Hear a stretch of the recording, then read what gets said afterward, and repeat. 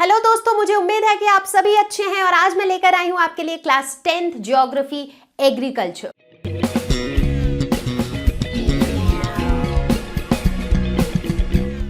बड़े ही मजे में हम मार्केट जाते हैं, सब्जी फल अनाज वगैरह सब खरीद के लाते हैं और खाना बनाते हैं, खाते हैं। बट क्या हमने कभी सोचा है कि ये जो अनाज फल सब्जियां वगैरह है जो हमें इतनी आसानी से मिल जाते हैं, ये आते कहाँ से हैं? ऑब्वियसली खेतों से। फार्मर्स हैं, जो हमारे किसान हैं, वो बहुत मेहनत करके ये सारी चीज़ें हमारे लिए उगाते हैं। तो आज हम एग्रीकल्चर के बारे में पढ़ेंगे। हम पढ़ेंगे कि कितने तरह की फार्मिंग की टेक्निक्स होती हैं, कौन से अनाज कब उगाए जाते हैं और कहाँ उगाए जाते हैं इंडिया में, इसके बारे में भी हम जानेंगे। और इतना ही नहीं, हम इस बारे में भी डिस्कस करेंगे कि किस तरह से हम एग्रीकल्चर को और इम्प्रूव कर सकते हैं। इंडिया की अगर बात की जाए तो India is an agricultural country, यानी कि भारत एक कृषि प्रधान देश है जहां पे 80% से ज़्यादा पॉपुलेशन एग्रीकल्चरल एक्टिविटीज़ में ही इन्वॉल्व है। तो आप सोच सकते हैं 80% से भी ज़्यादा लोग एग्रीकल्चरल एक्टिविटीज़ में इन्वॉल्व है। तो एग्रीकल्चर हमारे लिए कितना ज़रूरी है? एग्रीकल्चर यानी कि कृषि का एक अहम हिस्सा होता है फार्मिंग, जिसे हम कहते हैं खेती। अब खेती हम अनाजों की भी करते हैं, क्रॉप्स उगाना वो भी खेती का पार्ट है, एनिमल्स को रखना, उनका टेक केयर करना वो भी खेती का ही पार्ट है। और ये सब कुछ फार्मिंग हम इसलिए करते हैं ताकि हम अपने लिए फूड तैयार कर सकें। तो चलिए देखते हैं कि फार्मिंग यानी कि खेती कितने तरह की होती है। फार्मिंग यानी कि खेती 3 तरह की होती है: primitive subsistence farming, intensive subsistence farming और कॉमर्शियल फार्मिंग। अब नाम देख के आप सोच रहे होंगे यार ये तो बड़ी टफ से नाम है। सिर्फ नाम ही टफ है, चीज़ें काफ़ी सिंपल है, एक बार आपको समझ आ जाएगी। तो सबसे पहले हम समझते हैं कि ये सबसिस्टेंस वर्ड जो है इसका मतलब क्या होता है। ये जो सबसिस्टेंस वर्ड है इसका मतलब होता है लाइवलीहुड या फिर सपोर्ट या फिर मेंटेनेंस, ये मीनिंग होता है इसका। तो जब कोई फार्मर फार्मिंग इसलिए कर रहा है क्योंकि उसके फैमिली को सरवाइव करना है। जैसे मान लीजिए मुझे पता है कि मेरी फैमिली में अगर 5 लोग हैं और मुझे इतना किलो चावल चाहिए, इतना किलो दाल चाहिए, इतना किलो आलू चाहिए, इतना किलो प्याज चाहिए, तो ये सब कुछ के लिए मैं इन सभी फसलों को उगाती हूँ। ठीक है। अब मेरी फैमिली की जो भी रिक्वायरमेंट है उसके बाद अगर कुछ बच जाता है उसको मैं ट्रेड के लिए यूज़ करती हूँ, यानी कि उसको वो एक्स्ट्रा बचे हुए सामान को मैं बेचने के लिए यूज़ करती हूँ। ठीक है। तो उसे हम कहते हैं सबसिस्टेंस फार्मिंग। तो अगर आप ध्यान देंगे तो सबसिस्टेंस फार्मिंग में जो मेन मोटो होता है, जो प्राइमरी मोटो होता है, वो ट्रेड नहीं होता है। यहाँ प्राइमरी मोटो होता है फैमिली का सस्टेनेंस। तो इस तरह की सबसिस्टेंस फार्मिंग क्यों की जाती है? टू सस्टेन इंडिविजुअल फैमिलीज, खुद की फैमिलीज को बचाने के लिए ही ये फार्मिंग हम करते हैं। बट अगर कुछ एक्स्ट्रा बच जाता है तो हम उसे बेच देते हैं। क्लियर है, राइट? लेकिन दूसरी तरफ जब हम कॉमर्शियल फार्मिंग की बात करते हैं तो कॉमर्शियल फार्मिंग में हमारा प्राइमरी मोटो होता है ट्रेड। हम व्यवसाय के लिए ही फार्मिंग करते हैं। इस वजह से यहाँ पर हम किसी भी अनाज की फार्मिंग जो करते हैं वो हम लार्ज स्केल में करते हैं। 5 किलो 10 किलो आलू या प्याज हम नहीं उगाते हैं, यहाँ पे हम बहुत ज़्यादा क्वांटिटी में उगाते हैं क्योंकि हमें इसे बेचना है, वही में हमारा मेन उद्देश्य है। राइट? तो ये फ़र्क हो गया सबसिस्टेंस और कॉमर्शियल फार्मिंग में। अब देखते हैं कि सबसिस्टेंस फार्मिंग के अंदर एक है प्रिमिटिव सबसिस्टेंस और एक है इंटेंसिव सबसिस्टेंस। सो प्रिमिटिव सबसिस्टेंस, प्रिमिटिव का मतलब है बहुत पुरातन, बहुत पुराना, पुराने दिनों से जो है यही प्रथा चलती आ रही है। इस तरह का जो फार्मिंग है ये बहुत पुराने टाइम में चलता था, इनफैक्ट कई जगह अभी भी चलता है। तो इसको हम कहते हैं स्लैश एंड बर्न एग्रीकल्चर। इसमें क्या होता है कि जो किसान होते हैं एक छोटा सा लैंड का हिस्सा लेते हैं, वहाँ पे जाके वो अपनी फसलें उगाते हैं। एक बार जब फसलें उग जाती हैं वो अपनी फैमिलीज़ के लिए यूज़ कर लेते हैं और उसके बाद वो जो लैंड है उसको वो जला देते हैं और फिर जो है वो एक नए छोटे से दूसरे लैंड के छोटे से हिस्से में जाते हैं और फिर वहाँ पे उगाते हैं। ठीक है। तो ये प्रथा वो फॉलो करते थे। अब ऐसा करने से क्या होता था कि जो लैंड है, लैंड का एकदम बुरा हाल हो जाता था। तो इस तरह की प्रथा में होता था लैंड डिग्रेडेशन, क्योंकि यहाँ पे हम जला देते थे चीज़ों को, राइट। तो सॉइल की क्वालिटी ख़राब हो जाती थी, लैंड की क्वालिटी ख़राब हो जाती थी, जिसकी वजह से लैंड की प्रोडक्टिविटी काफ़ी लो होती थी प्रिमिटिव सबसिस्टेंस में। यहाँ पे किसी भी तरह का फर्टिलाइजर्स या मॉडर्न टेक्निक्स यूज़ नहीं होता था, क्योंकि पुराने दिनों में तो ये इतनी टेक्निक्स थी भी नहीं, राइट। तो ये होता था प्रिमिटिव सबसिस्टेंस।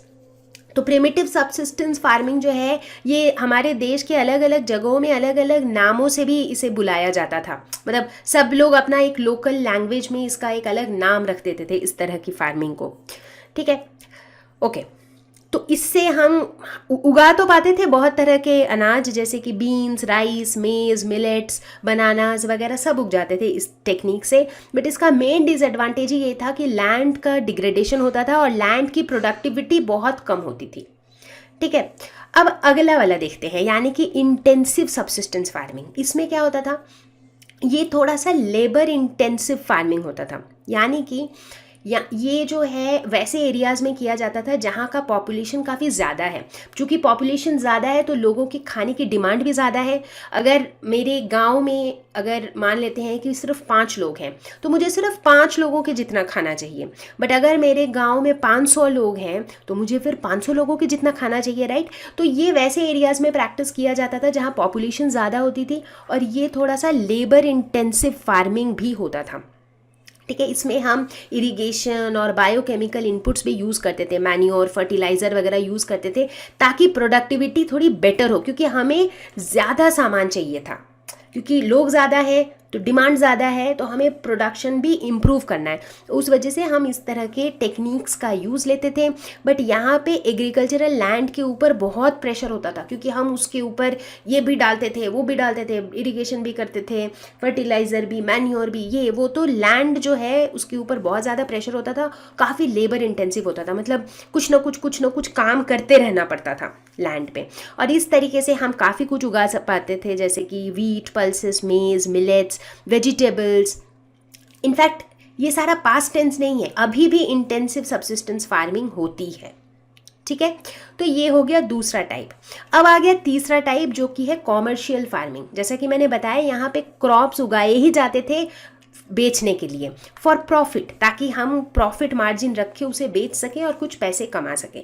इस केस में हम क्या करते हैं, अभी मैंने बताया लार्ज स्केल फार्मिंग, हमें बहुत ज़्यादा क्वांटिटी में सब कुछ प्रोड्यूस करना है। उसके लिए क्या करना पड़ेगा, बहुत ज़्यादा फर्टिलाइजर्स, बहुत ज़्यादा हाई यील्डिंग वैरायटी सीड्स, ताकि अच्छे क्वालिटी का प्लांट पौधा आए, इंसेक्टिसाइड्स, पेस्टिसाइड्स, बहुत तरह के केमिकल्स भी हम यूज़ करते थे, जिसके एनवायरनमेंट के ऊपर अलग तरह के नेगेटिव इम्पैक्ट हैं, जिसके बारे में भी हम बात करेंगे।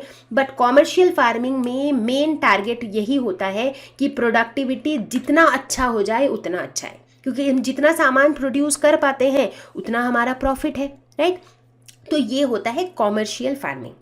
कभी कभी ऐसा भी होता है कि एक क्रॉप जो है वो किसी एक पर्टिकुलर रीजन के लिए कॉमर्शियल क्रॉप है, जहाँ पे इसको लार्ज स्केल में ग्रो किया जाता है। बट वही क्रॉप किसी दूसरे रीजन के लिए सबसिस्टेंस क्रॉप है, जहाँ पे उसे कॉमर्शियली ग्रो नहीं किया जा रहा है।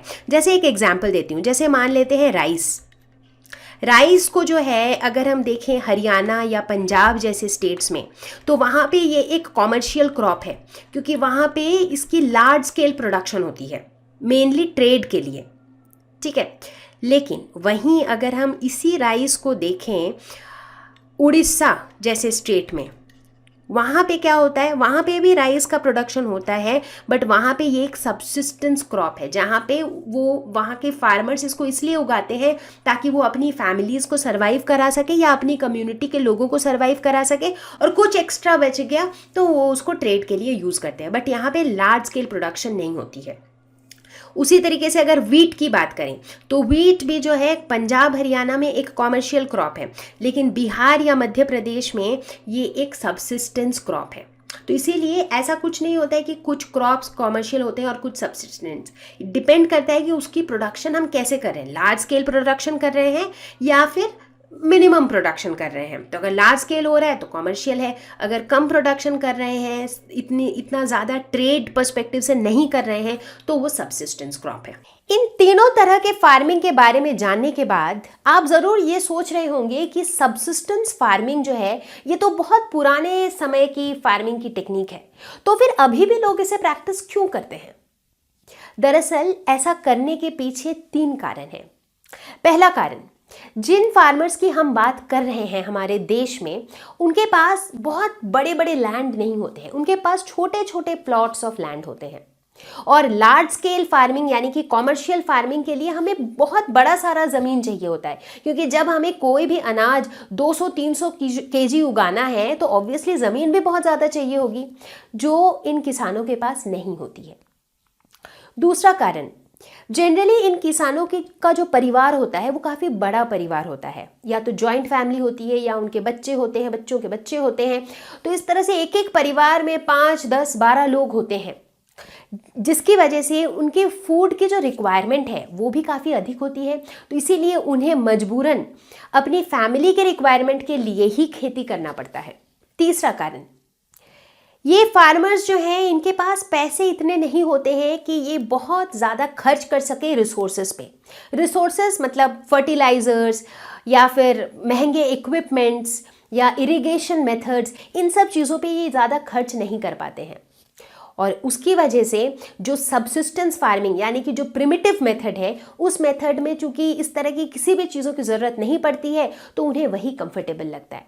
तो यही कुछ कारण है जिसकी वजह से हमारे काफ़ी सारे किसान, जिन्हें आज भी ऐसा लगता है कि जो पुराना जो तरीका था फार्मिंग का, वही उनके लिए अफोर्डेबल है, कन्वीनियंट है और कंफर्टेबल भी है, और इसीलिए सबसिस्टेंस फार्मिंग अभी भी प्रैक्टिस की जाती है।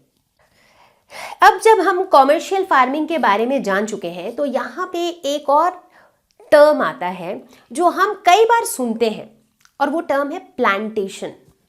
कहाँ सुना होगा आपने ये वर्ड प्लांटेशन? हो सकता है जब कभी आप दार्जिलिंग घूमने गए हो, या ऊटी घूमने गए हो, या कुर्ग घूमने गए हो, जो थोड़े हिली एरियाज हैं। वहाँ पे अगर आप कभी घूमने गए होंगे तो आपने देखा होगा कि वो गाइड आपको बोलता होगा कि ये देखिए, ये जो आपको दिख रहा है ये टी प्लांटेशन है, ये कॉफ़ी प्लांटेशन है। तो प्लांटेशन जो वर्ड है, इसका मतलब क्या होता है? इसका मतलब होता है जब एक बहुत बड़े से एरिया में एक सिंगल क्रॉप को उगाया जाता है, तो उसे हम कहते हैं प्लांटेशन। तो plantation generally tea, coffee, sugar cane, banana, इन सब चीज़ों की होती है। और प्लांटेशन ऑब्वियसली एक कॉमर्शियल फार्मिंग का ही एक टाइप है, क्योंकि यहाँ पे इतने बड़े एरिया में इतना सारा हम एक ही चीज़ उगा रहे हैं, तो ऑब्वियसली वो हम ट्रेड के लिए ही उगाते हैं। अब अगर आप देखेंगे तो प्लांटेशन हर जगह नहीं मिलती है। जैसे अगर हम टी की प्लांटेशन की बात करें तो कुछ सिलेक्टेड एरियाज़ हैं इंडिया में जहाँ टी प्लांटेशन होती हैं, जैसे दार्जिलिंग, आसाम, तो ये कुछ कुछ एरियाज़ हैं। तो ऐसा क्यों कि सब जगह नहीं होता है? क्योंकि एक तो जब हम ये कंसिडर करते हैं कि कौन सी जगह चुना जाए, तो उसका वेदर एक बहुत बड़ा फैक्टर होता है, क्योंकि जिस चीज़ की हम प्लांटेशन कर रहे हैं उसके लिए कैसे क्लाइमेटिक कंडीशंस चाहिए, तो वो सूटेबल होना चाहिए। सेकेंडली, जब हम इस जगह को डिसाइड करते हैं, हम ये भी कंसिडर करते हैं कि वो जगह की कनेक्टिविटी कैसी है, इंडस्ट्रीज़ और मार्केट्स के साथ कनेक्टिविटी, ट्रांसपोर्ट फैसिलिटीज़ कैसी हैं, क्योंकि चूँकि यहाँ पे हम ये मेजरली ट्रेड के लिए यहाँ पे चीज़ें उगा रहे हैं, तो उनको ट्रांसपोर्ट भी करना पड़ेगा, राइट? तो ये कुछ फैक्टर्स को कंसिडर करके ही हम प्लांटेशन के लोकेशन को डिसाइड करते हैं। मेरे पास गांव में एक बहुत बड़ी सी ज़मीन है और मेरा मन है कि मैं उसमें कुछ उगाऊं, लेकिन मैं क्या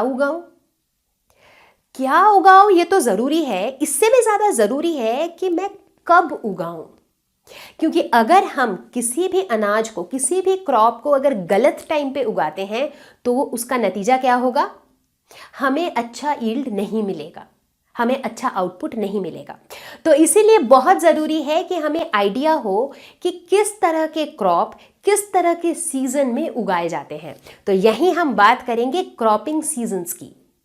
3 सीजन्स होते हैं क्रॉपिंग के, एक होता है राबी, एक होता है खारिफ और एक होता है ज़ैद। तो देखते हैं कि ये कौन से वाले टाइम होते हैं और इसमें कौन से क्रॉप्स उगते हैं। तो अगर हम राबी की बात करें तो ये होता है अक्टूबर टू दिसंबर का टाइम होता है जब इन्हें सोन। तो राबी सीज़न में जो सीड्स बोए जाते हैं वो जनरली अक्टूबर से दिसंबर के बीच में बोए जाते हैं और इनके फसल की कटाई होती है अप्रैल टू जून में, यानी कि अप्रैल टू जून के बीच में ये तैयार हो जाते हैं। ठीक उसी तरह से जब हम खारिफ सीज़न की बात करें तो ये इन फसलों को बोया जाता है मॉनसून के स्टार्टिंग में, यानी कि जब बारिश की शुरुआत होती है उस टाइम पे बोया जाता है और ये कटे जाते हैं सितंबर टू अक्टूबर के बीच में। उसी तरह जब ज़ैद की हम बात करते हैं तो ये एक शॉर्ट समर सीज़न होता है राबी और खारिफ के बीच में, मतलब इन दोनों के बीच का जो टाइम है उस समय एक थोड़े ही दिनों के लिए थोड़ी गर्मी की मौसम होती है, उस समय हम इस तरह के क्रॉप्स को उगाते हैं। तो इनके एग्जाम्पल्स भी देखेंगे, जैसे राबी में आते हैं वीट, बार्ली, पीज, मस्टर्ड, इन सब को हम इस टाइमिंग में उगाते हैं। उसी तरह से खारिफ के अंदर आएगा पैडी, जवार, मूंग, जूट, मेज़, बाजरा, कॉटन, ग्राउंडनट। तो यहाँ पे हम देखेंगे कि अधिकतर जो है ये ऐसी फसलें हैं जिनको ज़्यादा पानी चाहिए होता है, इसीलिए इनको बोया जाता है बारिश के शुरू में ही, क्योंकि उसके बाद फिर बहुत बारिश होती है तो इन्हें काफ़ी पानी मिलता रहता है।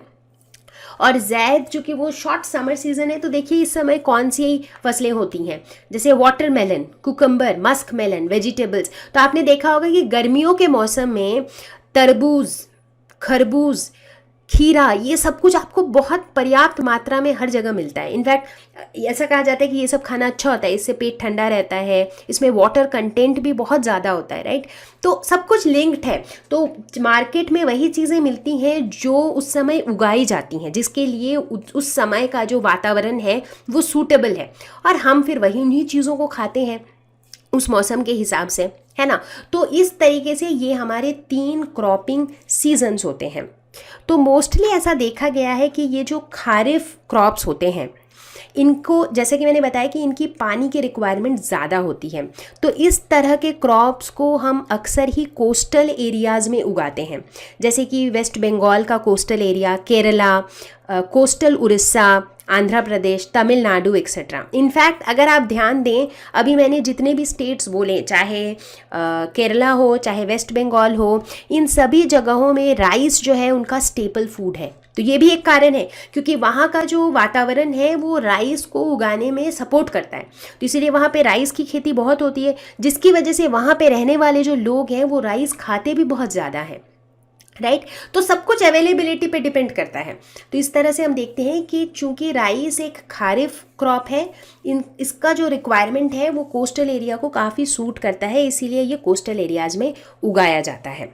अब हम कुछ मेजर क्रॉप्स के बारे में थोड़ा और डिटेल में पढ़ेंगे कि उनका क्रॉपिंग सीजन क्या होता है, वो कहाँ उगाए जाते हैं, और शुरुआत करेंगे राइस से। राइस जो कि हम सभी खाते हैं, ऑलमोस्ट डेली खाते हैं, even if not daily, alternate day तो हम खा ही लेते हैं, कभी पुलाव के फॉर्म में, कभी खिचड़ी के फॉर्म में, तो कभी बिरयानी के फॉर्म में। तो क्या हमें ये पता है कि इंडिया जो है second largest producer of rice है पूरे वर्ल्ड में, पूरे विश्व में India second largest producer of rice है। बहुत अच्छी बात है। और राइस का जो क्रॉपिंग सीजन होता है वो होता है खारिफ, क्योंकि हमें पता है कि राइस को पानी ज़्यादा चाहिए होता है। इनफैक्ट राइस जो है इंडिया में काफ़ी सारे स्टेट्स हैं, जैसे कि वेस्ट बंगाल, केरला, उड़ीसा, जहाँ पे राइस एक स्टेपल फूड है, लोग डेली में राइस खाते ही खाते हैं, ठीक है। और अगर इसके एनवायरनमेंट की बात करें कि इसके लिए किस तरह का माहौल सूटेबल होता है इसके ग्रोथ के लिए, तो राइस के ग्रोथ के लिए या फिर राइस की खेती करने के लिए हाई टेम्परेचर, हाई ह्यूमिडिटी और एनुअल रेनफॉल 100 सेंटीमीटर से ज़्यादा, यानी कि हाई टेम्परेचर, हाई ह्यूमिडिटी और एनुअल रेनफॉल जो है वो भी होना चाहिए 100 सेंटीमीटर से ज़्यादा, ठीक है। जिन एरियाज़ में बारिश कम होती है वहाँ पे प्रॉपर इरिगेशन करना पड़ता है, क्योंकि पानी के बिना राइस तो नहीं हो पाएगा, ठीक है। तो अगर हम रीजन्स देखें कि कहाँ पे राइस उगाया जाता है, तो हम देखते हैं कि केरला वाले साइड में, ये वाला केरला, तमिलनाडु का coastal area, in fact West Bengal का कोस्टल एरिया, कोस्टल एरियाज़ में जो है राइस काफ़ी उगाए जाते हैं। तो जहाँ पर भी आप कोस्टल एरियाज़ देखेंगे वहाँ पर राइस काफ़ी उगाया जाता है, और इसी वजह से ये कोस्टल एरियाज़ वाले जो लोग होते हैं जो वहाँ रहते हैं वो भी राइस काफ़ी ज़्यादा खाते हैं। अगला क्रॉप है व्हीट। रोटी, पराठा सब बनता है व्हीट से, आटा से। तो व्हीट जो है ये हमारे यहाँ second most important cereal crop है, क्योंकि जैसे कि मैंने बताया काफ़ी सारे स्टेट्स में लोगों का स्टेपल फूड है राइस, और जिनका राइस नहीं है उनका है व्हीट। क्योंकि रोटी या चावल इन्हीं में से कुछ ना कुछ जो है लोग किसी न किसी फॉर्म में खाते हैं। बहुत लोग राइस को राइस के फॉर्म में खाते हैं, बहुत लोग उसको इडली बना देते हैं, बहुत लोग उसको डोसा बना देते हैं। उसी तरह व्हीट को जो है बहुत लोग रोटी के फॉर्म में खाते हैं, बहुत लोग पराठा के फॉर्म में खाते हैं, बहुत लोग पूरी के फॉर्म में खाते हैं। तो अलग अलग डिशेस बनती हैं, बट व्हीट भी जो है एक स्टेपल फूड है। इसका क्रॉपिंग सीजन है राबी, क्योंकि इसे जो है व्हीट को ग्रो करने के लिए एक कूल ग्रोइंग सीजन चाहिए होता है। इसे बहुत ज़्यादा बारिश या बहुत ज़्यादा गर्मी नहीं चाहिए होती है। हालांकि राइपनिंग के टाइम पे जब ये ऑलमोस्ट तैयार होने वाला होता है उस समय इसे ब्राइट सनशाइन चाहिए होती है। उस समय अगर बारिश हो जाए तो गड़बड़ है, ठीक है। और रेनफॉल की रिक्वायरमेंट अगर बोलें तो 50 to 75 सेंटीमीटर तक का एनुअल रेनफॉल इनके लिए काफ़ी होता है। तो आप देख सकते हैं जब हम राइस की बात कर रहे थे तो उसे 100 सेंटीमीटर से भी अधिक रेनफॉल चाहिए होता है, राइट। ये कहाँ पे उगाया जाता है? बहुत ज़्यादा व्हीट ज़्यादा उगाया जाता है उत्तर प्रदेश, बिहार, पंजाब, हरियाणा, दिल्ली, ये वाला जो रीजन है, जो नॉर्दर्न प्लेन वाला रीजन है, वहाँ पे मेजरली व्हीट उगाया जाता है। अब बात करेंगे मिलेट्स की। मिलेट्स जो है ये मतलब बहुत रेगुलर में हम लोग बहुत ज़्यादा तो नहीं खाते हैं सब लोग, बट कुछ कुछ लोग हैं जो मिलेट्स काफ़ी खाते हैं, क्योंकि मिलेट्स जो है बहुत ही ज़्यादा न्यूट्रिशियस होता है। इसका न्यूट्रिशनल वैल्यू बहुत अधिक होता है और इसमें फैट्स वगैरह कुछ भी नहीं होता है। तो उस तरह से ये फ़ायदेमंद तो बहुत होता है। मिलेट्स के अंदर आता है जवार, बाजरा, रागी। ये तीन जो है इंडिया में एटलीस्ट ये तीन इंपॉर्टेंट मिलेट्स हैं। कुछ कुछ रीजन्स में इनमें से कुछ कुछ चीज़ें बहुत खाई जाती हैं। जैसे बाजरा जो है राजस्थान में काफ़ी पॉपुलर है। बाजरा जवार की रोटी बहुत लोग खाते हैं राजस्थान में। उसी तरह अगर रागी की बात करें तो कुछ कुछ स्टेट्स जैसे कि कर्नाटका में रागी बहुत खाया जाता है। रागी का शरबत बनाया जाता है, रागी बॉल्स बनाए जाते हैं, रागी डोसा बनाया जाता है, रागी इडली बनाई जाती है। तो बहुत सारी डिशेस बनाई जाती हैं और ये बहुत न्यूट्रिशियस होता है बच्चों के लिए, बूढ़ों के लिए, सभी के लिए। तो अब देखते हैं कि ये किस तरह का क्रॉप है सीज़न के हिसाब से। तो ये खारिफ क्रॉप है, यानी कि इन्हें भी बारिश या पानी ज़्यादा चाहिए होता है। अगर सॉइल की रिक्वायरमेंट की बात करें तो मिलेट्स को उगाने के लिए हमें बहुत ज़्यादा फर्टाइल सॉइल की ज़रूरत नहीं होती है। इसीलिए थोड़ी देर पहले हमने डिस्कस किया था कि ब्लैक सॉइल जो है काफ़ी सूटेबल होता है मिलेट्स ग्रो करने के लिए। ब्लैक सॉइल भी और रेड एंड येलो सॉइल भी, ये सारे सॉइल्स जिनकी फर्टिलिटी का लेवल जो है ना बहुत ज़्यादा नहीं होता है, उस तरह के सॉइल्स में भी ये ग्रो कर जाते हैं, ठीक है। जैसे रागी को ग्रो करने के लिए तो इवन सैंडी सॉइल भी काम आ जाता है रागी और बाजरा के लिए। तो सैंड के जैसे जो सॉइल्स होती हैं उनकी फर्टिलिटी कम होती है, तो लेकिन इन सभी तरह के सॉइल में ये मिलेट्स ग्रो कर जाते हैं। तो जैसा कि मैंने बताया जवार जो है महाराष्ट्र, कर्नाटका, आंध्र प्रदेश, एमपी यहाँ पाया जाता है। बाजरा राजस्थान, गुजरात, हरियाणा, यूपी। रागी कर्नाटका, तमिलनाडु, हिमाचल प्रदेश एंड झारखंड। तो ये कुछ कुछ एरियाज़ हैं जहाँ पे मिलेट्स अधिक उगाए जाते हैं। अब अभी मैंने बताया कि मिलेट्स की खास बात यह है कि इनकी न्यूट्रिशनल वैल्यू जो है वो बहुत अधिक है, बहुत ही न्यूट्रिशियस होता है ये। लेकिन अनफॉर्चुनेटली जो है इसकी डिमांड काफ़ी कम है, लोग मिलेट्स काफ़ी कम खाते हैं। अगर आप देखेंगे तो आटा का रोटी खाने वाले लोग अधिकतर हैं, बाजरा या जवार का रोटी खाने वाले लोग बहुत कम हैं। नॉर्मल चावल का डोसा खाने वाले लोग बहुत हैं, लेकिन रागी डोसा खाने वाले लोग काफ़ी कम हैं। तो may be because of the taste या फिर because of little bit of complexity जो इन्वॉल्व है इनको बनाने के लिए, तो because of that may be ये इतने पॉपुलर नहीं है, तो इनकी डिमांड कम है, जिसकी वजह से इनकी प्रोडक्टिविटी भी कम है। बट न्यूट्रिशन तो इनमें भरपूर है, लेकिन चूंकि इतनी डिमांड नहीं है तो इनको इतना ज़्यादा उगाया भी नहीं जाता है। अब हम बात करेंगे मेज़ की। भुट्टा तो हम सभी खाते हैं और बड़े शौक से खाते हैं। इनफैक्ट मेज़ हम अलग अलग फॉर्म में खाते हैं, भुट्टा भी खाते हैं, स्वीट कॉर्न, बेबी कॉर्न की अलग अलग सब्जियां, डिशेस बनाते भी हैं हम। इनफैक्ट मेज़ को तो हम फॉडर की तरह भी यूज़ करते हैं। फॉडर क्या होता है? Food for live stock. जो हम चारा देते हैं, गाय को जो चारा खिलाते हैं, वो कहाँ से आता है? वो भी मेज़ से ही आता है। तो इसका जो क्रॉपिंग सीज़न होता है ये खारिफ क्रॉप है, लेकिन कुछ कुछ रीजन्स में ये राबी है। ये जनरली उगाया जाता है कर्नाटका,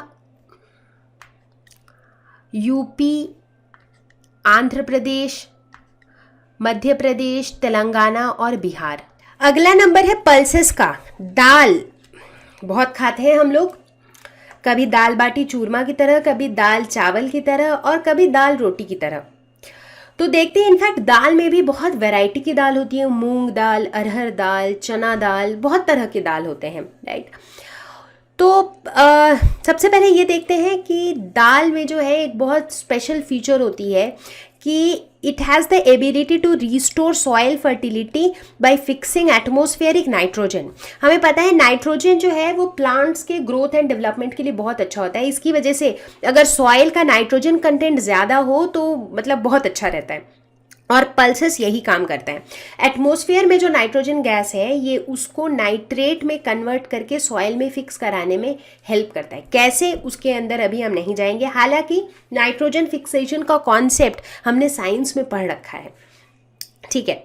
तो ये एक खास बात होती है पल्सेस में। और आपको जान के बहुत अच्छा लगेगा कि इंडिया जो है पूरे विश्व में one of the largest producer and consumer of pulses है। दाल जो है हम इंडियंस बहुत ज़्यादा खाते हैं। तो जैसा कि मैंने बताया, कुछ पॉपुलर पल्सेस जो है मूंग, मसूर, पीज, अरहर, उड़द, ग्राम, ये सारे हैं। Cropping season both kharif and rabi, कुछ खारिफ है कुछ राबी है, कुछ को ज़्यादा पानी चाहिए कुछ को कम पानी चाहिए। लोकेशंस मध्य प्रदेश, उत्तर प्रदेश, राजस्थान, कर्नाटका, महाराष्ट्र, ये कुछ एरियाज़ हैं, कुछ स्टेट्स हैं जहाँ पर पल्सेस काफ़ी ज़्यादा उगाए जाते हैं। तो अभी तक हमने जितने भी मेजर क्रॉप्स के बारे में पढ़ा उनका एक क्विक रिकैप। अब बात करेंगे कुछ ऐसे मेजर क्रॉप्स की जो अनाज नहीं है, जैसे कि tea, coffee, oil seeds, sugar cane. तो चलिए देखते हैं। शुरुआत करते हैं शुगर केन से। गन्ने का जूस सभी ने पिया होगा, तो गन्ना ही है शुगर केन। शुगर केन बहुत इंपॉर्टेंट है, इससे हम दो इंपॉर्टेंट चीजें पाते हैं, एक तो है चीनी यानी कि शुगर और दूसरा है गुड़। और ये दोनों ही चीजों के हेल्प से हम बहुत ही स्वादिष्ट मिठाइयाँ बनाते हैं, बहुत तरह की। तो इंडिया फिर से शुगर केन के प्रोडक्शन में पूरे वर्ल्ड में सेकंड लार्जेस्ट प्रोड्यूसर है। तो हम देख रहे हैं जैसे जैसे हम हर एक क्रॉप की बात कर रहे हैं इंडिविजुअली, हम देख रहे हैं कि इंडिया जो है अधिकतर क्रॉप्स में, चाहे राइस है, चाहे पल्सेस है, चाहे शुगर केन है, ये one of the largest producer ही है। जिससे हमें ये भी पता चल रहा है कि एग्रीकल्चर के क्षेत्र में, कृषि के क्षेत्र में हमारा देश काफ़ी आगे है, ठीक है। अब बात करते हैं इसके क्रॉपिंग सीजन की। तो ये खारिफ है, ये खारिफ क्रॉप है। इसे रेनफॉल चाहिए होता है अराउंड 75 to 100 सेंटीमीटर, मतलब पानी ठीक ठाक चाहिए होता है इसे। इतना ही नहीं, इसके लिए क्लाइमेट भी जो है थोड़ा सा hot and humid climate better होता है। रीजन्स जहाँ ये उगाए जाते हैं वो है यूपी, एपी, आंध्र प्रदेश, महाराष्ट्र, कर्नाटका, बिहार, पंजाब, हरियाणा। अब आगे बढ़ेंगे और बात करेंगे ऑयल सीड्स की। ऑयल सीड्स में कौन सी चीज़ें आती हैं? सनफ्लावर सीड्स, लीन सीड, ये सारी चीज़ें हम जब खाना बनाते हैं तो हम यूज़ करते हैं, जिसे हम कहते हैं राई। राई का हम छौंक देते हैं जनरली जब सब्ज़ी वगैरह बनाते हैं, राई या सरसों। फिर सनफ्लावर सीड्स भी यूज़ करते हैं, तिल भी यूज़ करते हैं। तो ये सारे ऑयल सीड्स हैं। तो पता होना चाहिए कि इंडिया फिर से second largest producer of groundnut है और third largest producer of rape seed है। तो इस तरह से हम देखते हैं कि इंडिया प्रोडक्शन में इन टर्म्स ऑफ एग्रीकल्चर काफ़ी आगे है। इनके जो क्रॉपिंग सीजन हैं वो भी अलग अलग हैं। जैसे बहुत सारे सीड्स होते हैं, फॉर एग्जांपल ग्राउंडनट, ये खारिफ क्रॉप है, लेकिन लीन सीड, मस्टर्ड, ये राबी क्रॉप है। कैस्टर, सीसेम सीड, ये दोनों राबी और खारिफ हैं। तो डिपेंड करता है कि हम कौन सी सीड की बात कर रहे हैं। तो ये कुछ इनमें से खारिफ है, कुछ राबी है। लोकेशंस जनरली गुजरात, राजस्थान, तमिलनाडु, ये कुछ लोकेशंस हैं जहाँ पर ऑयल सीड्स उगाए जाते हैं। इनफैक्ट कुछ ऐसे सीड्स होते हैं, फॉर एग्जांपल अब आप बोलेंगे कि जैसे कैस्टर है या सीसेम है, ये दोनों राबी और खारिफ है। ऐसा कैसे? जैसे सीसेम है, अगर हम सीसेम सीड की बात करें तो यानी कि तिल, तो ये जो सीड होता है ये नॉर्थ के side, northern parts of India में जो है ये खारिफ है, लेकिन सदर्न पार्ट्स ऑफ इंडिया में ये राबी है। तो खारिफ है ये नॉर्थ में और राबी है ये साउथ में। तो ऐसा क्यों, नॉर्थ और साउथ में फ़र्क क्यों है? क्योंकि दोनों जगह में वेदर के, क्लाइमेटिक कंडीशंस के भी फ़र्क होते हैं और उसी फ़र्क की वजह से ये क्रॉप का भी, ये कहाँ पे कब उगेगा उसका भी फ़र्क आ जाता है। इनफैक्ट ये जो ऑयल सीड्स होते हैं ये कुकिंग में तो यूज़ होता ही है, इसके अलावा भी ये सोप्स, क्रीम्स, लोशंस वगैरह में भी रॉ मटेरियल की तरह काफ़ी जगह काम आता है। अब बात करते हैं टी, चाय, जो कि एक बहुत ही कॉमन ड्रिंक है एटलीस्ट हमारे देश में। तो टी जो है ये सबसे पहली बार इंट्रोड्यूस किया था ब्रिटिश ने। जब हमारे यहाँ ब्रिटिश राज था उसी समय टी इंट्रोड्यूस हुआ था। तो ट्री का जो क्रॉपिंग सीजन होता है वो, उस टी को चाहिए होता है warm moist climate with evenly distributed showers through out the year. तो पूरे साल इसको थोड़ी बहुत बारिश चाहिए होती है। तो अब जैसे कुछ कुछ एरियाज़ होते हैं, अगर हम देखें जैसे वेस्ट बंगाल है या झारखंड है, उधर वाले एरियाज़ में पूरे साल भर बारिश नहीं होती है। जब रेनी सीजन होता है तभी बारिश होती है और काफ़ी तेज़ बारिश होती है। बट हमें ऐसे लोकेशन चाहिए जहाँ पर बारिश थ्रू आउट द ईयर हो बट थोड़ी थोड़ी हो। तो ऐसा मौसम जनरली हिली एरियाज़ में पाया जाता है। जैसे वेस्ट बंगाल में भी जो थोड़ा हिली एरियाज़ है, जैसे दार्जिलिंग, जलपाईगुड़ी, उस साइड टी की खेती होती है। इसके अलावा केरला, उत्तराखंड, हिमाचल प्रदेश, तो ये सभी जो है ना थोड़े हिली एरियाज़ हैं और हिली एरियाज़ में ही टी पाया जाता है।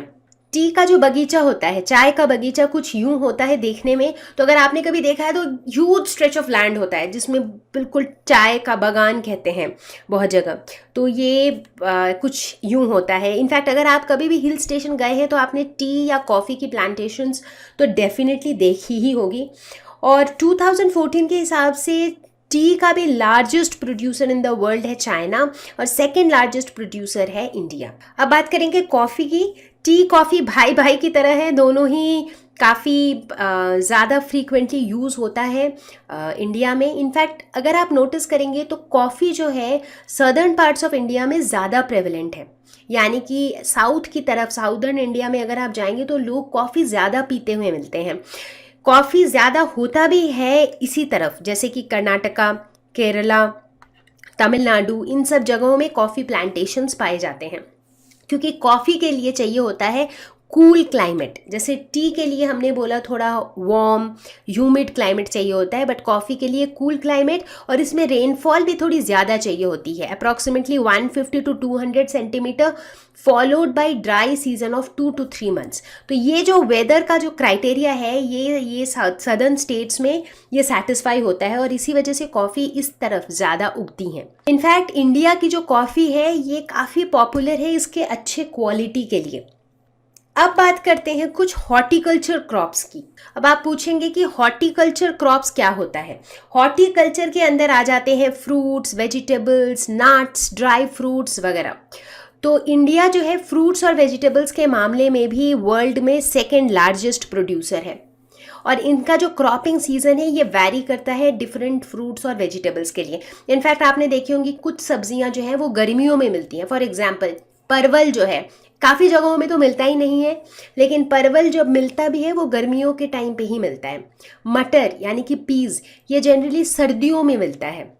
जो रेड वाला गाजर होता है, रेड कलर का लंबा सा जो गाजर होता है जिसका जनरली हम हलवा बनाते हैं, वो गाजर भी जो है वो सर्दियों में मिलता है, विंटर सीजन में मिलता है। तो डिपेंड करता है आप हम कौन से फ्रूट या कौन से वेजिटेबल की बात कर रहे हैं, उसके हिसाब से उनके ग्रो करने के सीजन्स भी अलग अलग होते हैं। तो लोकेशंस अगर हम देखें तो जैसे जम्मू एंड कश्मीर में एप्पल्स, पियर्स, वॉलनट्स यानी कि अखरोट ये चीज़ें अच्छी मिलती हैं। यूपी में होता है लीची, गुआवा। केरला, मिज़ोरम, महाराष्ट्र, तमिलनाडु में बनानास होते हैं ज़्यादा। इनफैक्ट बनानास लगभग सभी जगह होते हैं और अलग अलग वैरायटी के भी मिलते हैं। कहीं पे आप देखेंगे कि जैसे सदर्न इंडिया में छोटे छोटे बनाना ज़्यादा मिलते हैं। In fact Kerala side red colour के बनाना भी मिलते हैं। केरला, तमिलनाडु साइड उस तरफ रेड बनाना भी मिलता है। यूपी, वेस्ट बंगाल, आंध्र प्रदेश यहाँ पे मैंगोज़ काफ़ी होता है। नागपुर के ऑरेंजेस काफ़ी पॉपुलर भी है इनफैक्ट। तो इसलिए अलग अलग जगह में डिपेंडिंग अपॉन कि वहाँ का वेदर कंडीशंस कैसा है तो अलग अलग फ्रूट्स और वेजिटेबल्स पाए जाते हैं। अभी तक हमने जितने भी major crops other than grains के बारे में बात किया है उनका एक क्विक रिकैप। अब बारी है नॉन फूड क्रॉप्स की। काफ़ी सारी क्रॉप्स हम ऐसे भी उगाते हैं जो फूड है ही नहीं, जिसे हम खाने के लिए इस्तेमाल नहीं करते हैं। क्या आप सोच सकते हैं ऐसा कुछ क्रॉप? एक बहुत ही साधारण सा क्रॉप जो आपको तुरंत दिमाग में आ जाएगा वो है कॉटन।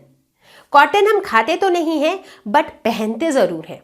इसी तरह जूट, इसी तरह रबर, ये 3 ऐसे नॉन फूड क्रॉप्स हैं जिनको हम एक्सटेंसिवली उगाते हैं बट ये फूड क्रॉप्स नहीं है।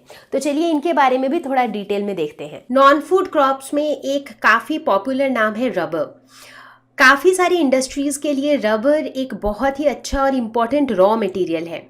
तो हम देखते हैं कि हमारे आसपास ही इतनी सारी चीज़ें होती हैं जो रबर से बनी होती हैं, जैसे कि हवाई चप्पल रबर की बहुत कॉमन है, बलून्स, ये जो स्विम करते टाइम पे जो स्विम बोट्स होती हैं सब रबर की बनी होती हैं। इंडिया जो है वो 4th largest producer of rubber है। वेदर की अगर बात करें तो मॉइस्ट ह्यूमिड क्लाइमेट चाहिए होता है with rainfall greater than 200 centimetre and temperature greater than 25 degree Celsius. Locations Kerala, Karnataka, Tamil Nadu, Andaman and Nicobar islands. ठीक है, अगला नॉन फूड क्रॉप है कॉटन। कुछ ऐसे दिखते हैं कॉटन के पेड़ जिसमें ऊपर इस तरह से आप देख रहे हैं कैसे कि कॉटन लगे हुए हैं। इंडिया इसका भी 2nd लार्जेस्ट प्रोड्यूसर है। कॉटन एक खरीफ क्रॉप है क्योंकि इसको पानी काफ़ी ज़्यादा चाहिए होता है और आई थिंक नीडलेस टू से है कि कॉटन जो है एक बहुत ही इम्पॉर्टेंट रॉ मटेरियल है पूरे टेक्सटाइल इंडस्ट्री के लिए। वेदर की बात करें तो इसको रेनफॉल चाहिए होता है, हाई टेम्परेचर चाहिए होता है और इसे 6 to 8 मंथ्स लगते हैं मैच्योर होने के लिए। तो मतलब बहुत फटाफट आपको अपना आउटपुट नहीं मिलता है, 6-8 महीने वेट करना पड़ता है। तो इंडिया इसका 2nd लार्जेस्ट प्रोड्यूसर है और लार्जेस्ट प्रोड्यूसर ऑफ कॉटन है चाइना।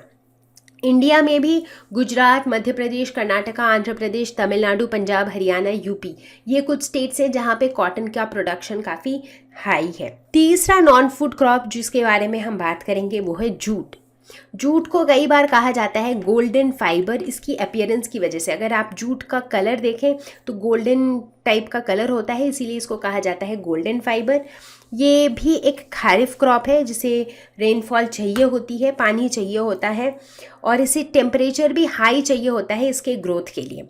जूट के तो बहुत सारे यूजेस हैं जो हमें दिखते ही रहते हैं, जैसे कि जूट बैग्स मोस्ट कॉमनली जो हम देखते हैं, जूट की रस्सियाँ बनती हैं, मैट्स बनती हैं, तो इस तरह से बहुत सारी चीज़ें बनती हैं जूट की भी।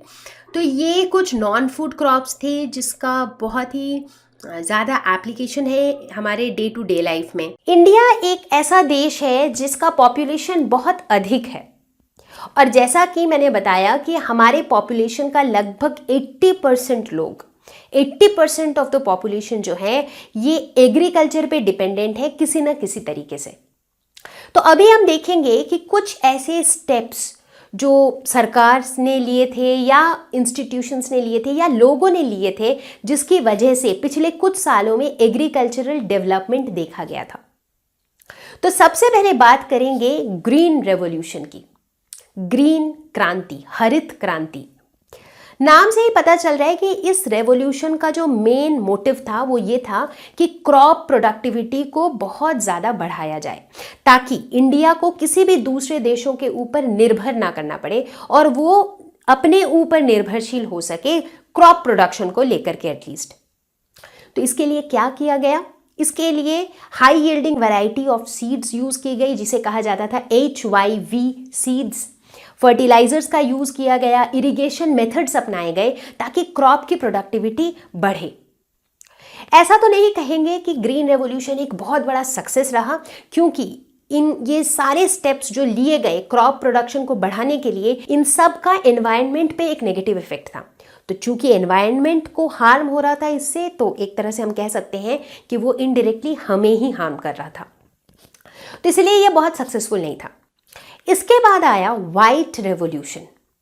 व्हाइट रेवोल्यूशन को कई बार ऑपरेशन फ्लड भी कहा जाता है और ये आया था अराउंड 1970 के आसपास। वाइट रेवोल्यूशन, वाइट मतलब सफेद, जो दूध का कलर होता है। तो ये एक डेयरी डेवलपमेंट प्रोग्राम था। आप सभी ने अमूल का नाम सुना होगा, अमूल ब्रांड, अमूल का दूध, घी, बटर, चीज वगैरह आता है। तो हम, मुझे पूरी उम्मीद है कि आप सब ने कभी ना कभी अमूल के प्रोडक्ट्स यूज भी किए होंगे। तो अमूल ब्रांड के जो फाउंडर थे, जिनका नाम था डॉक्टर वर्गीस कुरियन, उनका एक बहुत बड़ा योगदान था वाइट रेवोल्यूशन में।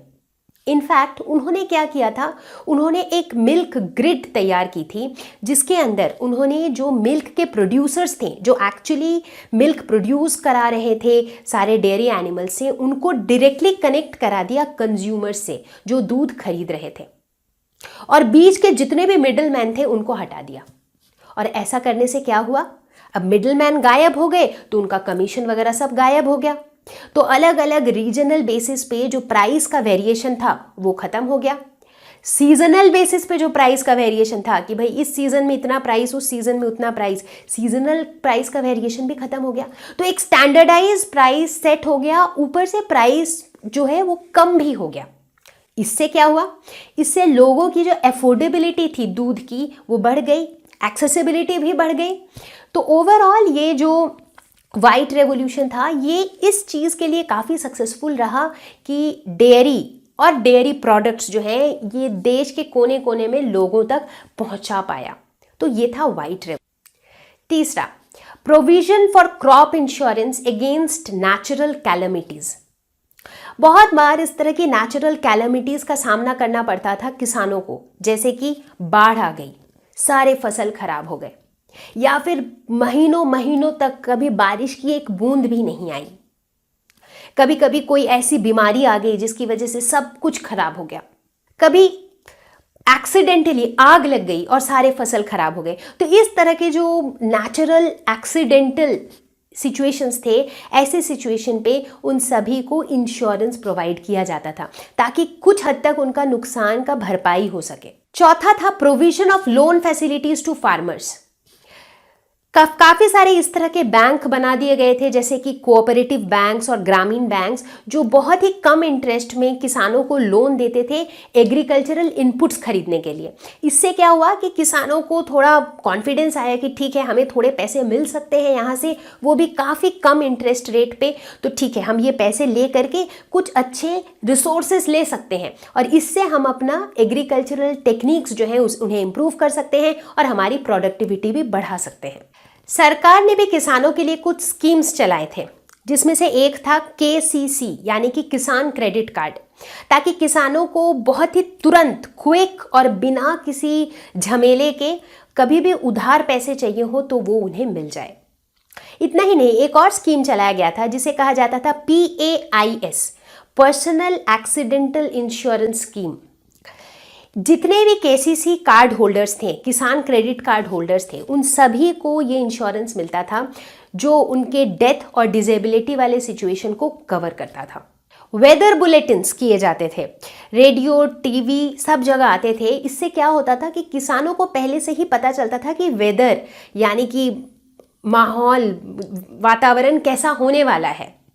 तो क्लाइमेट के बारे में जब उन्हें पहले से ही पता चल जाता था तो वो अपने फसलों की तैयारी उसी हिसाब से कर पाते थे। फाइनली एक और बहुत ही नोबल जो स्टेप लिया गया था वो था भूदान। इनफैक्ट ग्राम दान भी कहा जाता है।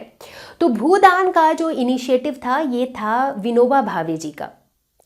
तो ये भू का मतलब होता है ज़मीन और दान का मतलब होता है डोनेट करना। तो गांव के जो बड़े बड़े ज़मींदार लोग थे जिनके पास बहुत सारी लैंड थे, जो लैंड ओनर्स थे, वो गांव के ही जो एक बिल्कुल गरीब बेसहारा लोग थे जिनके पास बिल्कुल भी ज़मीन नहीं थी, उनको अपने ही ज़मीन में से कुछ ज़मीन दान कर देते थे। और जैसे ही इन गरीब लोगों के पास थोड़ा सा ज़मीन आ जाता था तो उसमें वो अपना खेती बाड़ी करने लगते थे, उनका भी गुजारा चल जाता था और वो थोड़े बहुत पैसे कमा भी लेते थे। तो इस तरीके से ये एक बहुत ही नोबल एक्ट था। इनफैक्ट जो पहला डोनेशन किया गया था वो किया था श्री रामचंद्र रेड्डी ने। इनफैक्ट कुछ लोग तो ज़मीन ही क्यों, वो पूरा गांव भी डोनेट कर देते थे और उसे कहा जाता था ग्राम दान। ग्राम यानी कि विलेज, दान यानी कि डोनेशन। एग्रीकल्चर और इंडियन इकोनॉमी, इन दोनों को जब हम साथ में देखते हैं तो हमें ऐसा मिलता है कि जीडीपी यानी कि ग्रॉस डोमेस्टिक प्रोडक्ट, तो जो जीडीपी हमारा ओवरऑल है वो तो समय के साथ साथ हर साल के साथ उसकी वैल्यू बढ़ रही है, जो कि अच्छी बात है। 6.6 से 7.2, 7.2 से 7.6। तो जीडीपी क्या शो करता है? जीडीपी की जो वैल्यू है वो शो करता है कि किसी भी कंट्री का इकोनॉमिक परफॉर्मेंस कैसा है, इकोनॉमिकली वो कंट्री जो है, वो देश जो है वो सुधर रहा है या बिगड़ रहा है। तो अगर जीडीपी की वैल्यू बढ़ रही है इसका मतलब इकोनॉमिकली हम अच्छा परफॉर्म कर रहे हैं, ठीक है। लेकिन इसमें सीरियस कंसर्न की बात ये है कि जो ये जीडीपी की जो वैल्यू हम निकालते हैं इसमें हर सेक्टर का कंट्रीब्यूशन होता है। जैसे एग्रीकल्चर का कंट्रीब्यूशन होता है, इंडस्ट्री का कंट्रीब्यूशन होता है, सर्विसेज का कंट्रीब्यूशन होता है। बट अगर हम यहाँ पर एग्रीकल्चर का कंट्रीब्यूशन देखें तो हम देख रहे हैं कि ये ड्रास्टिकली रिड्यूस हो गया है। मतलब जो 4.2 था वो गिर के -0.2, 1.1 ऐसे वैल्यूज़ पे आ गया है। इसका मतलब है एग्रीकल्चर जो है वो जीडीपी में इतना कंट्रीब्यूट कर ही नहीं रहा है।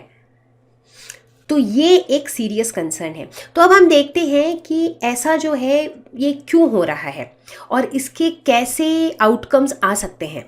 तो अगर एग्रीकल्चर का इसमें शेयर ही नहीं है तो इसका मतलब है एग्रीकल्चर सेक्टर में एम्प्लॉयमेंट अपॉर्चुनिटीज़ भी नहीं है, राइट। और हमने कुछ टाइम पहले ही देखा था कि हमारे कंट्री का जो टोटल पॉपुलेशन है उसके 2/3 लोग जो हैं वो एग्रीकल्चर इंडस्ट्री से ही रिलेटेड होते हैं, राइट।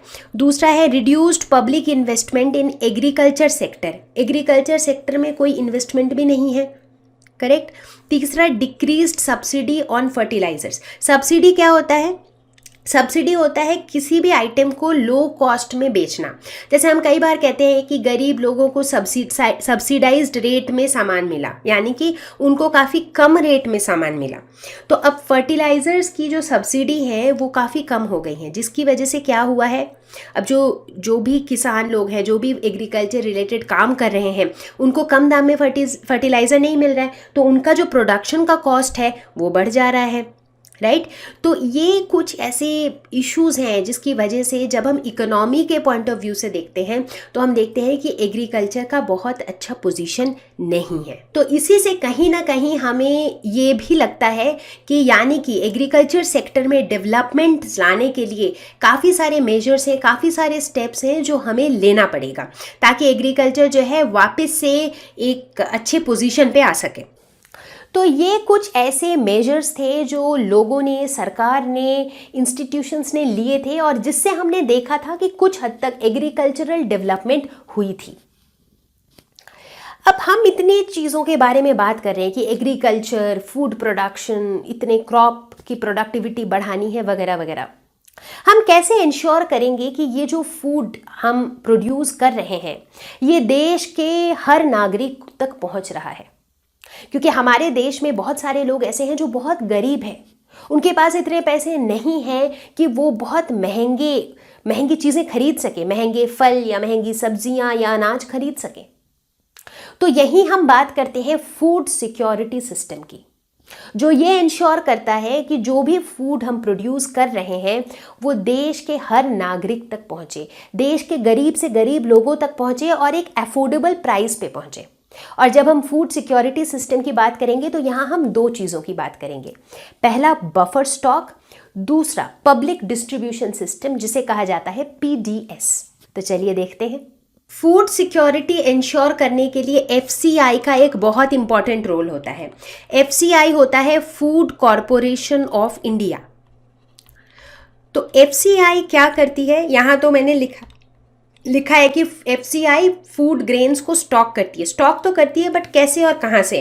तो FCI क्या करती है कि ये फार्मर्स से जो है ये सारा अनाज वगैरह लेती है at a minimum support price, ठीक है। तो ये MSP जिसको कहा जाता है, यानी कि मिनिमम सपोर्ट प्राइस में ये फार्मर्स से सारा फूड ग्रेन्स खरीद लेती है, ठीक है।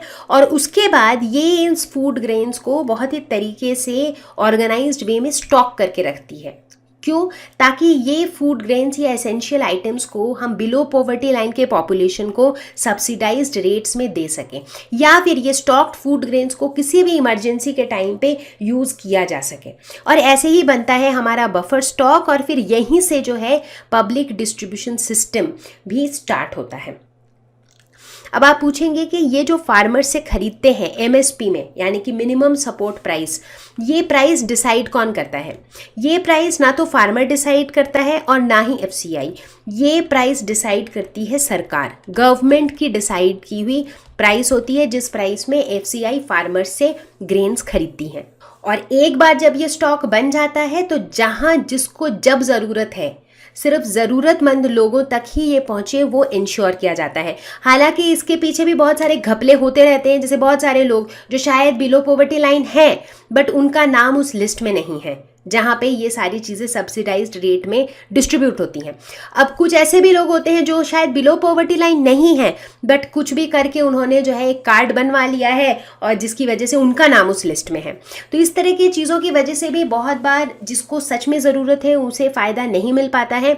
हालांकि सरकार की तरफ से काफ़ी सारे इस तरह के प्रोविजंस बने हुए हैं लोगों को हेल्प करने के लिए, बट काफ़ी लोग भी ऐसे हैं सोसाइटी में जो इन रूल्स का गलत फ़ायदा उठाते हैं।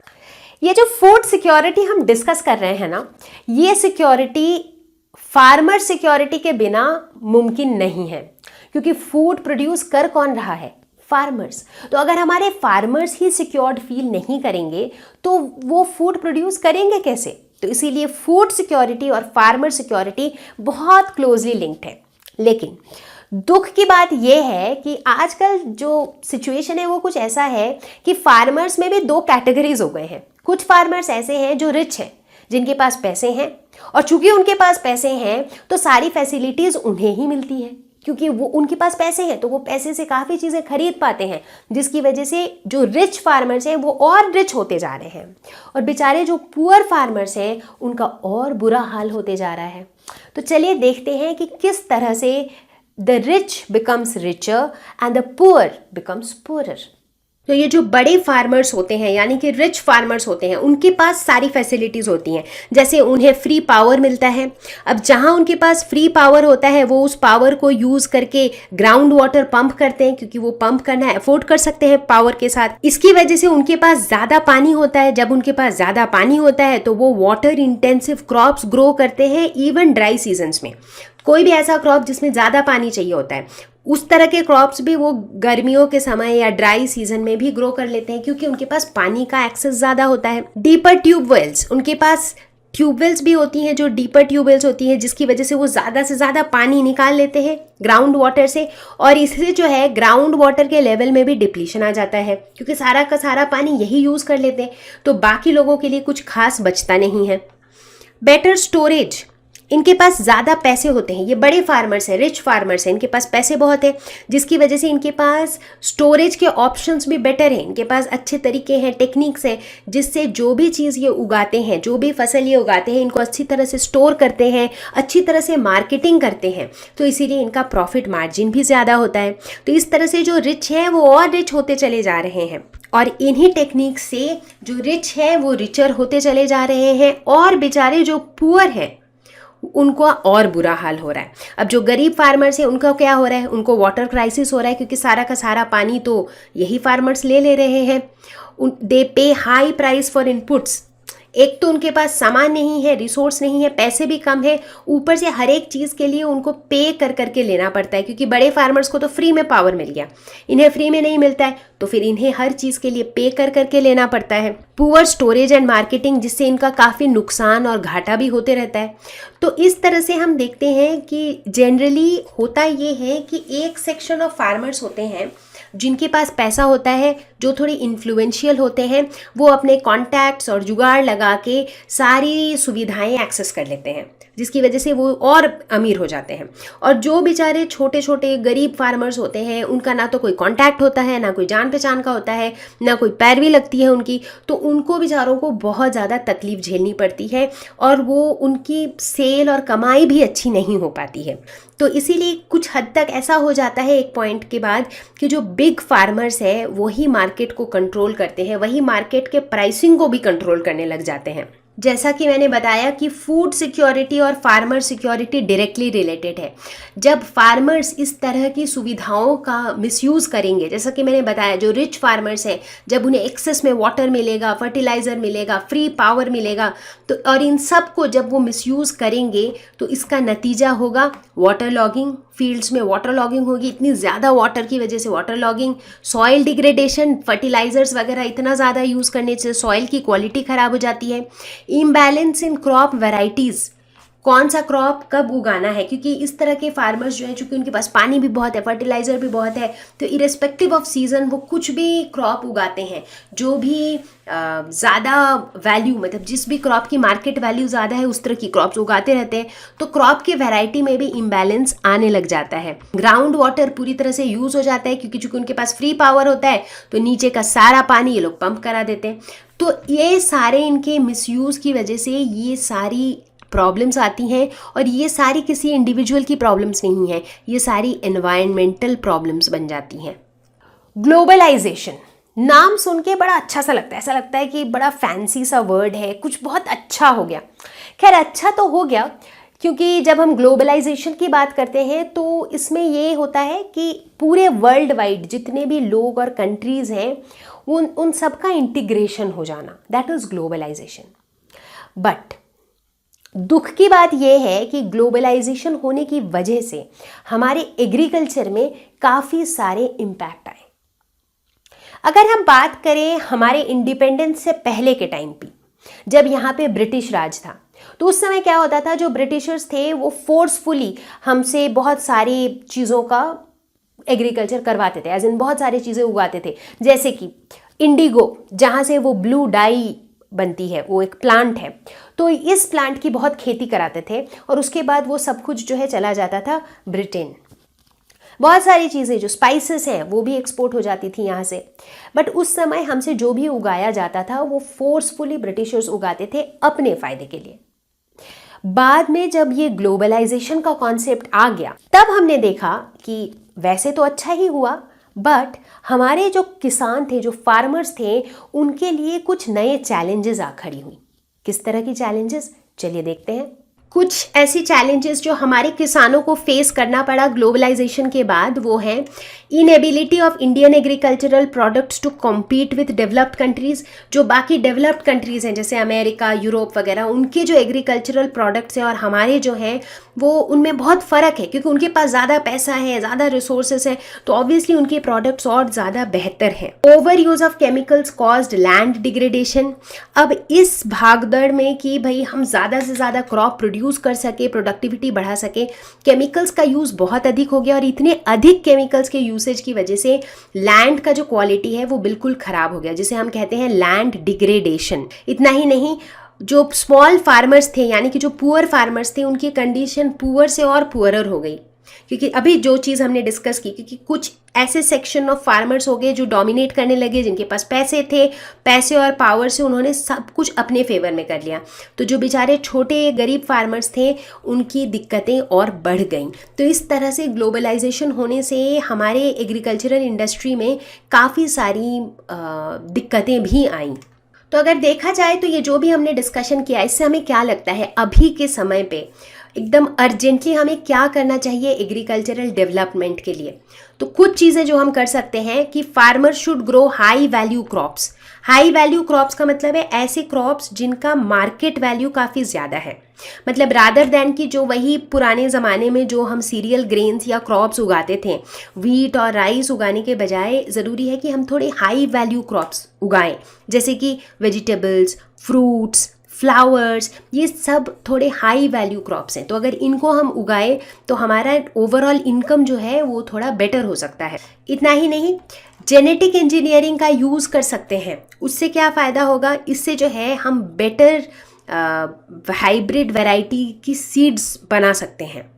क्योंकि जेनेटिक इंजीनियरिंग में हम क्या करते हैं, जैसे इस पिक्चर में भी आप देख रहे होंगे कि जो भुट्टा है वो जनरली इस कलर का होता है, बट यहाँ पे हम कलर्ड भुट्टे भी देख रहे हैं। और जब इस तरह का सामान आप मार्केट से खरीदते हो, दे आर वेरी एक्सपेंसिव। जैसे एक छोटा सा एग्जांपल, जैसे ब्रोकोली भी जो है एक हाइब्रिड वैरायटी ही है गोभी का। बट जो गोभी का प्राइस होता है और जो ब्रोकोली का प्राइस होता है उसमें बहुत फ़र्क होता है। Broccoli is very expensive, right. तो इस तरह से बहुत सारी चीज़ों से बहुत तरह के हाइब्रिड वेराइटीज़ बनाए गए हैं जो इन टर्म्स ऑफ न्यूट्रिशन या जो भी उनका कंटेंट है वो और इम्प्रूव्ड है। इसकी वजह से उनके प्राइसेस भी हाई होते हैं। तो जेनेटिक इंजीनियरिंग का कॉन्सेप्ट को और यूज़ कर सकते हैं ताकि नए नए हाइब्रिड वेराइटीज़ हम बना सकें। हमें ऑर्गेनिक फार्मिंग की तरफ फोकस करना चाहिए जिसमें हम फर्टिलाइजर्स और पेस्टिसाइड्स, इंसेक्टिसाइड्स बहुत ज़्यादा यूज़ ना करें, क्योंकि उनको यूज़ करने से क्या है कि अगर हमारी प्रोडक्टिविटी थोड़ी बढ़ भी रही है बट दूसरी तरफ जो है हमारा एनवायरनमेंट को बहुत नुकसान हो रहा है, तो वो वर्थ इट नहीं है। क्योंकि एनवायरनमेंट को इतना ज़्यादा नुकसान हो जा रहा है कि वो प्रोडक्टिविटी का फ़ायदा, नेट कुछ फ़ायदा रह नहीं रहा है। तो इसीलिए हमें ऑर्गेनिक फार्मिंग को ज़्यादा सपोर्ट करना चाहिए और ऑर्गेनिक फार्मिंग की तरफ ही इंक्लाइन होना चाहिए। अभी तक हम एग्रीकल्चर के नाम पे सिर्फ बात कर रहे थे क्रॉप्स के कल्टीवेशन की, कि क्या क्या फार्मिंग हो सकती है, वीट, राइस, मेज, मिलेट्स, इन्हीं सब चीज़ों की बात कर रहे थे। हालांकि एग्रीकल्चर में और भी काफ़ी ऑल्टरनेटिव एम्प्लॉयमेंट अपॉर्चुनिटीज़ हैं जिसे हम और अच्छे से एक्सप्लोर कर सकते हैं, जैसे कि डेयरी एंड डेयरी प्रोडक्ट्स का एक ह्यूज डिमांड है। तो डेयरी एक बहुत इंपॉर्टेंट सेक्टर है जहां पर बहुत सारे लोग एम्प्लॉयड हो सकते हैं। बी कीपिंग, हनी के कंज्यूमर्स बहुत हैं, बहुत लोग हनी कंज्यूम करते हैं, तो हनी का डिमांड भी बहुत ज़्यादा है। तो बी कीपिंग भी जो है एक अच्छा ऑल्टरनेटिव अपॉर्चुनिटी है। फिशरी, हमारे देश में बहुत सारे ऐसे स्टेट्स हैं जिनका ऑलमोस्ट स्टेपल फूड ही फिश है। जैसे अगर आप केरला, वेस्ट बंगाल जैसे स्टेट्स में देखें तो वहाँ काफ़ी सारे लोग फिश कंज्यूम करते हैं।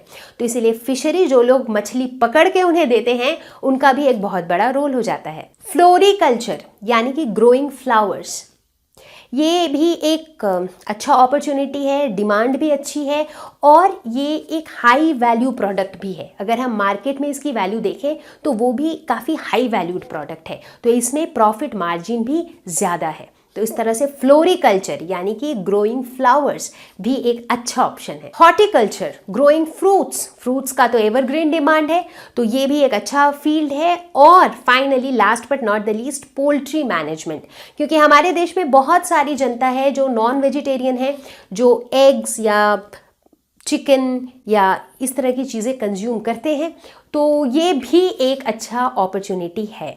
तो इस तरह से हमने देखा कि एग्रीकल्चर में काफ़ी सारे ऑल्टरनेटिव एम्प्लॉयमेंट अपॉर्चुनिटीज़ भी हैं जिसे हम एक्सप्लोर कर सकते हैं। मुझे उम्मीद है कि आपको ये वीडियो पसंद आया होगा और ये वीडियो देखने के बाद एग्रीकल्चर का चैप्टर जो है आपको क्रिस्टल क्लियर हो गया होगा। तो अगर आपका किसी भी तरह का सजेशन या फीडबैक है तो आप हमें कमेंट सेक्शन में ज़रूर दें। हमें बहुत खुशी होगी आपसे किसी भी तरह का सुझाव मिलने पे। तो मैं आपको जल्दी ही मिलूंगी एक नए वीडियो के साथ, एक नए टॉपिक के साथ। तब तक के लिए बाय बाय।